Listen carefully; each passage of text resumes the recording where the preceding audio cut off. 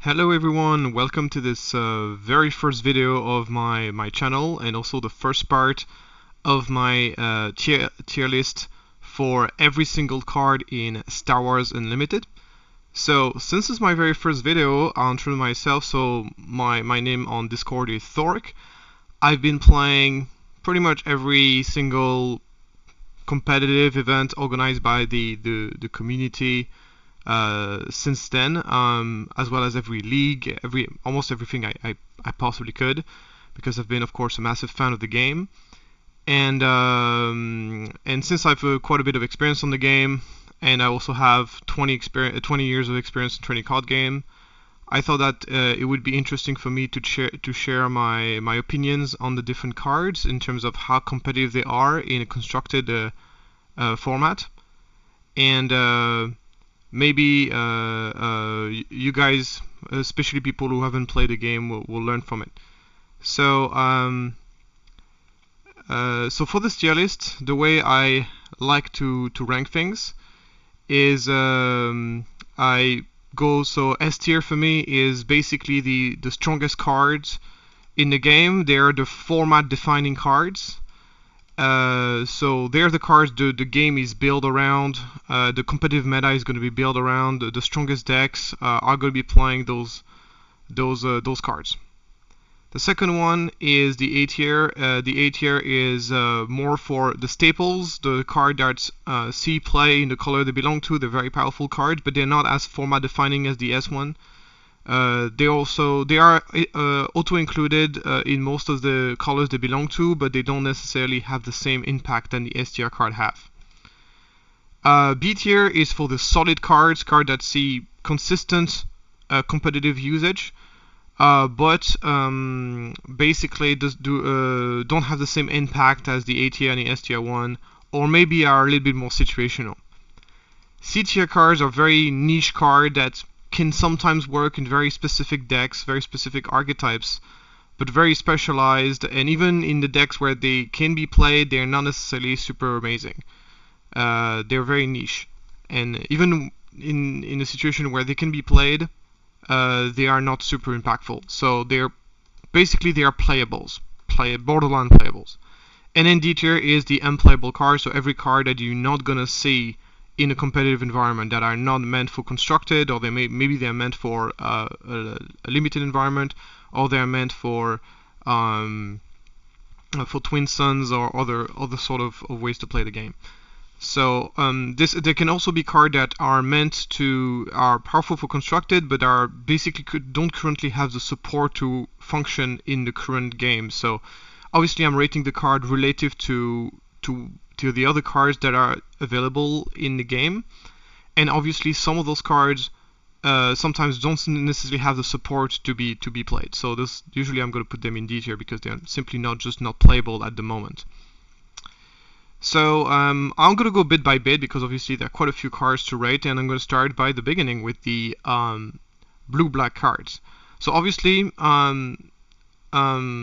we've been playing the game since I've been playing the game since September, but for most of that time period, I've been playing with an incomplete card pool, which is obviously not ideal. And not only that, the cards, it's only been like about a week since we've seen the last few cards of the set. So usually my opinion on nothing is set in stone. Obviously, my opinion can very well change with experience. But obviously, if I wait 4 months to publish this video, then it's kind of pointless because everybody would have played and would have extensive experience. So the point of this video is to come out before the game is released. So obviously that means that I'm probably going to be wrong on a lot of those cards, simply because I haven't been playing them in the right environment, or because they are simply not. I didn't play with them enough since they've only been revealed very, very recently. Okay, so let's start with the Infernal Four. So Infernal Four is basically, also before we start, I'm going to assume that we know what those cards do, because otherwise this video is going to be super long. So I'm just assuming that you know what the card do. And if you don't, then you can just look them up, I guess. So Infernal Four is kind of an auto include in most blue-black decks, simply because there's just you need a critical mass of turn 1 play in this game to have a decent deck, and Infernal Four is one of those, and it's a decent one. 2/3 for 2 in space is already very decent on its own. The ability is very good. Is pretty good. I would say that quality cards, so the ability to basically manipulate the top of your deck to get better draws, is good in Star Wars Limited, but it's not like as good as it would be in a game like Magic, where you want to get rid of lands or you want to draw lands. In Star Wars Limited, you don't have you'll be able to play whatever you draw almost. So quality card in that context not as important. And I think it's a very solid card. It's really the typical B tier solid card. It's not super impactful. Like there's not a massive difference between a regular 2/3 for 2 and just a 2/3 for 2, but it is a very solid card, B tier. Another thing I want to say as well is that the position of the cards in the tier list also matters. So there's going to be quite a gap by the end of this series. There's going to be quite a big of a gap between the card I place on top of B tier and the card I place at the bottom of B tier. There might be like a huge power gap between the two, because there's going to be like 20 cards on that thing at the very least in B tier. So being top of B tier is not the same as being bottom of B tier, if that makes sense. But yeah, it's a solid card, and I'm also expecting it's going to be on top of the B tier because it's among the solid cards, it's really one of the best. So it's really solid, and you should play it in almost every blue-black deck. Next we got Scout Bike Pursuer. So Scout Bike Pursuer is a bit more situational. The 1/4 stat line is really not that great, especially whenever you want to play against aggro. You want to be able to trade with their turn 1 play to stabilize the board. Scout Bike Pursuer cannot really do that. It really needs some sort of synergies to really work out very well. So it synergizes, of course, extremely well with the next card on this list, which is Death Trooper. And once he has a lot of damage, then he can become a real pain. But it's a bit more of a specialized card, and even in the decks in which it's really good, it's not like game breaking or anything. So it's a solid card in some specific decks. So for me, this is a typical C tier card. It's good in the deck where it's good, but it's nothing mind blowing. It requires synergies to really work well and to be a threat. And you're not going to place this in every blue-black deck. It's going to be really if you play the Death Troopers, and obviously it's better in Krennic. It's very strong in GI, in Grand Inquisitor. Right now, I don't think GI is particularly powerful though, so that also has to be taken into account.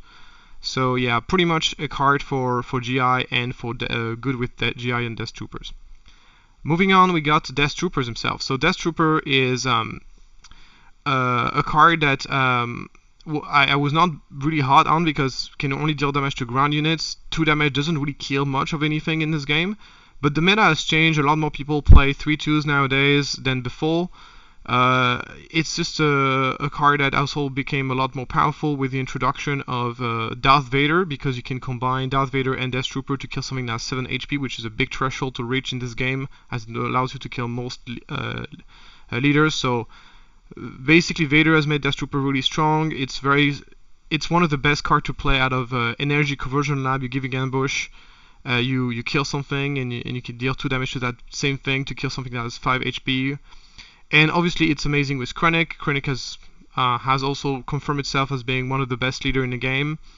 It was not obvious at the beginning, and as blue-black has become more powerful, Krennic has also become more powerful as well, and Death Trooper also benefited from that. So with all that being said, Death Trooper has become a really strong force to be reckoned with, and that's, in my opinion, an A tier card. You can't play it in... it's definitely weaker in decks that are not Krennic, because you're going to hit a 3/1, while in Krennic you basically get a 4/1, assuming you deal damage to itself. And it's just a very solid card that has been performing very well, especially in the current meta where a lot of people play two else units. So yeah, Death Trooper has really reason to be a card that a lot of people play and have had some very good results with it. Probably in the self-damage synergy, it's one of the best cards you can play, honestly. So great card.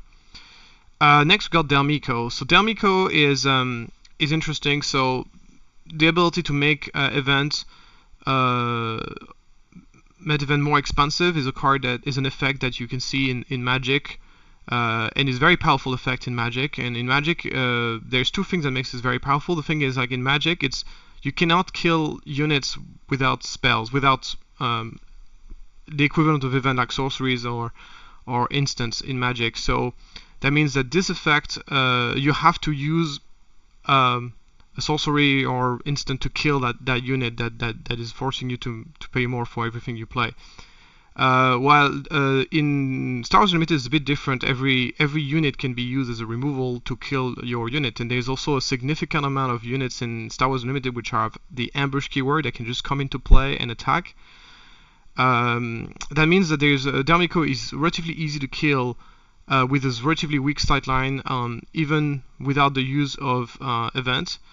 And that means that you don't have ever to suffer from the tax effect most of the time. And so that's a big problem.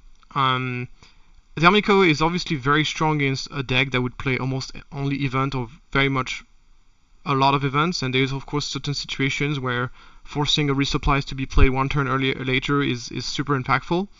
But overall, I find the impact on the game to be extremely inconsistent, and is also very matchup dependent. It really depends on who you're playing against.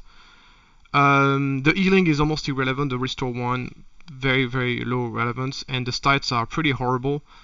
So overall, personally, there's tons of 3-drop that I would play over Del Meeko. Obviously, it can be very strong in specific decks. So for me, it is a good candidate for being a C tier. It is situational. In the right situation, it can be very good, but overall, it's a bit too inconsistent to go higher than C tier, in my opinion.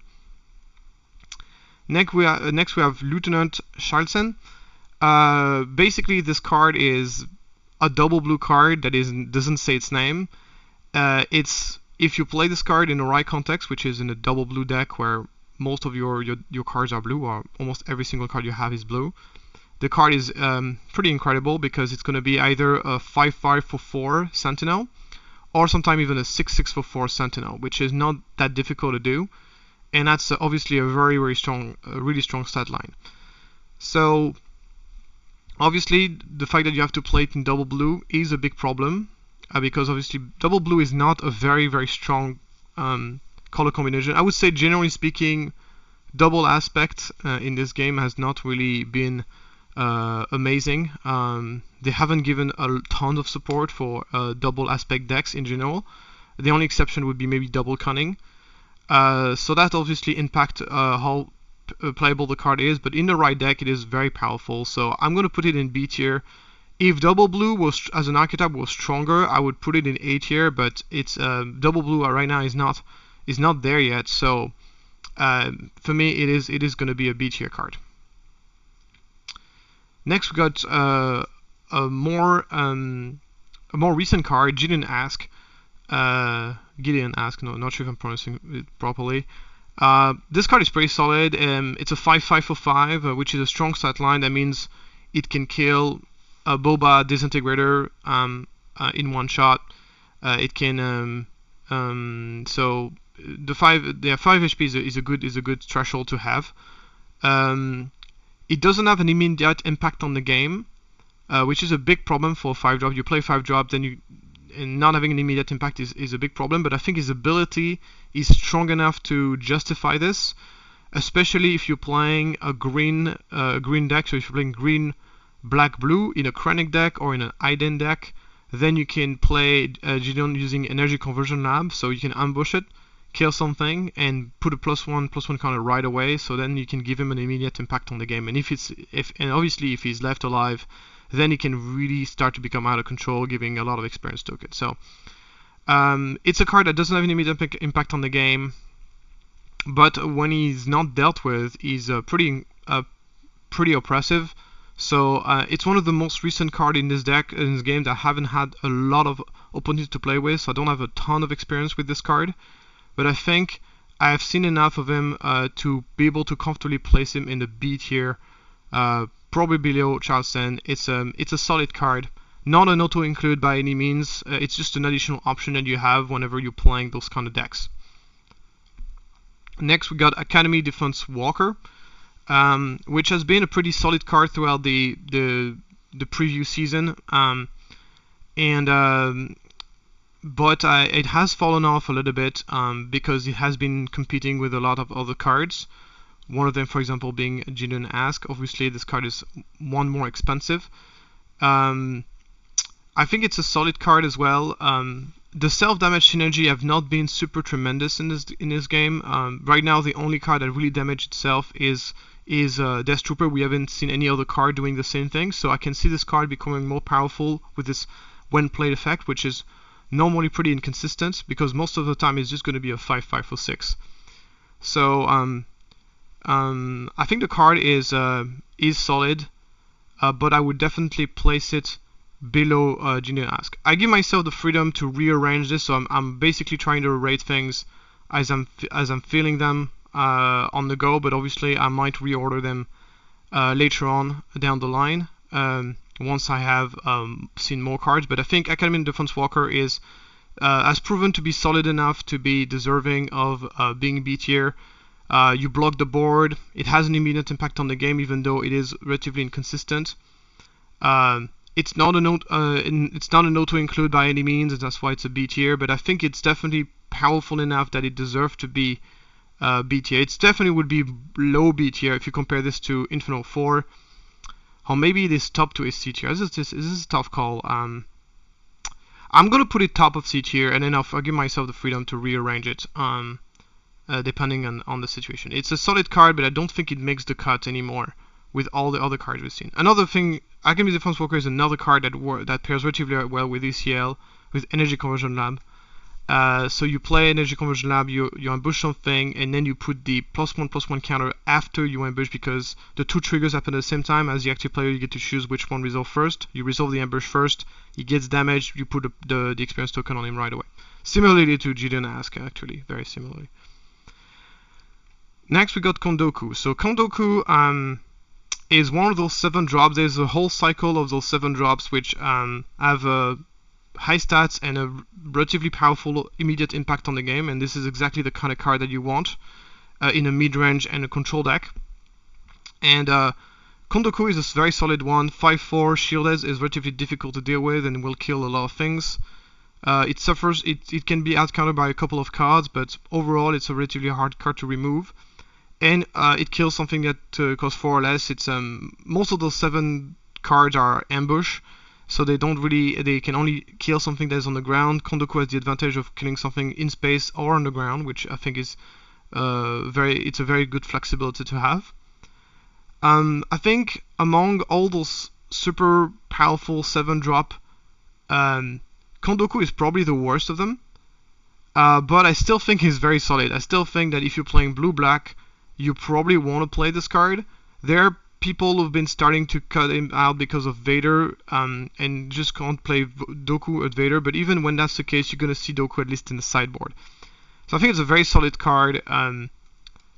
It's a very solid card. I think I'm going to place it in the B tier, top of B tier. This is like very solid, high impact card. The only thing that prevents me from putting it in the A tier is that for me to be in A tier, you have to be an almost auto-include in the deck. And right now, the competition with Vader has meant that a lot of people have kind of been going away from Kondoku because there's just too many 7-drops. So he's been kind of competing with a lot of other powerful cards. And as I said, among those 7 cost units, he's been kind of the worst. So I'm going to put it top of B tier, very solid card overall. Next we got the 8080 Suppressor. This card is not very good in a competitive environment. The when playability only affects the ground units and also affect your own units as well, so it's not that easy to use. There's going to be a situation where it's going to be good, but then you're left with a big 8/8 for 8, which is decent. I think it's very expensive.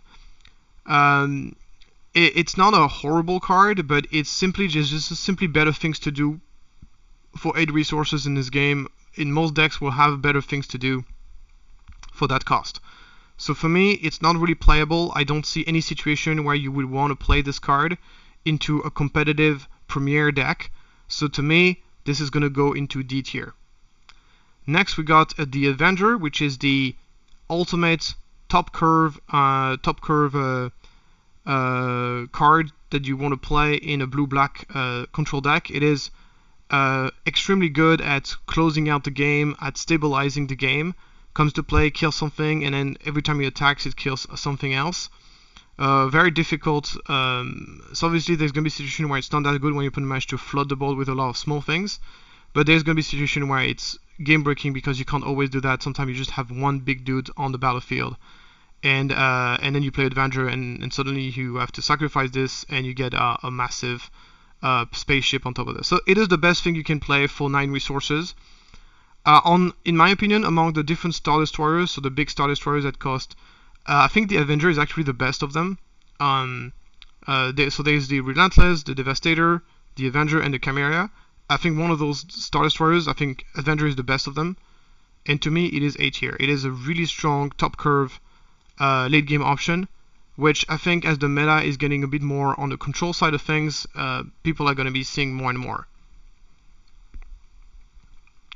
Next we got Power of the Dark Side, which is a card that, in my opinion, is the best single target removal spell. I mean, it doesn't really target, the opponent chooses which unit dies, but if you're timing at the right moment, it can kill something that is very large for a really cheap cost. And there's simply no other card in the game that can do something like this for such a cheap price. So it's an incredibly powerful card.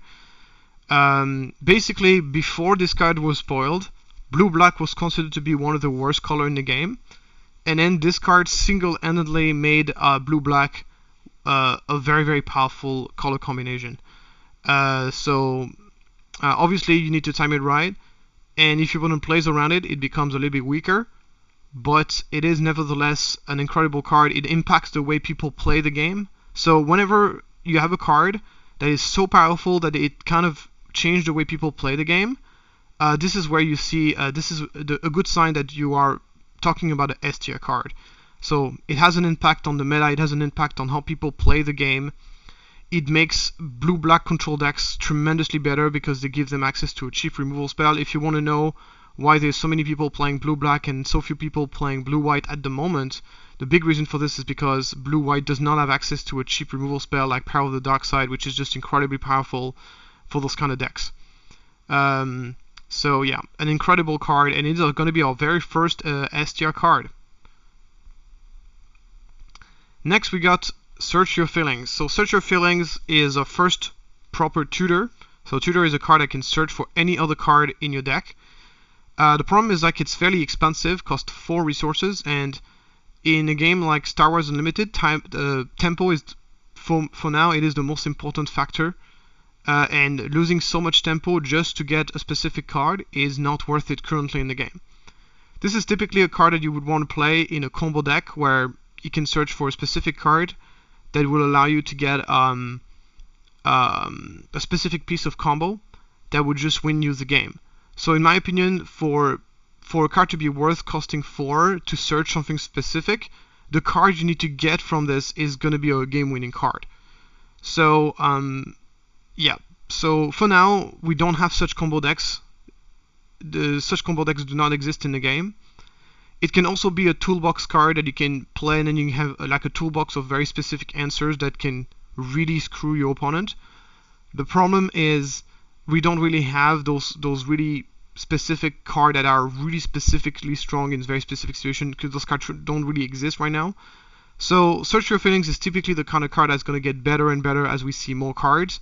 At the moment, there's not really any reason to spend such a high cost to search for a specific card, and you're just much better off playing more examples of that set card. So right now it is not really playable, but it has potential for the future. I'm going to put it in D tier, but I'm going to put it over the 8080 Suppressor. But I think there's only a matter of time until we see a use for this card, in my opinion. It might take a long time to happen, but it's going to happen eventually, unless they decide to print a tutor effect that is literally better than this one, that is cheaper or whatever. Last card for this video, it is going to be the Superlaser Blast, which has been probably one of the most anticipated card that we thought was going to appear eventually. It's what we call a board sweeper, a board wipe, wrath effect, whatever you want to call it. It just kills everything on the board. So a lot of people have been, obviously, rightfully so, extremely excited about this card. But there's a couple of things that makes this card not as strong as you might think at first. First of all, it is very expensive, as it costs 8 resources. That's probably one of the most expensive sweeper effects I've ever seen in a card game. So in Legend of Runeterra there's a sweeper that costs 9, but in Legend of Runeterra access to spell mana, so you can save mana to be spent later on, so you can actually play it for 6. Here you have to play it for 8. There's no play around. You have to pay for it.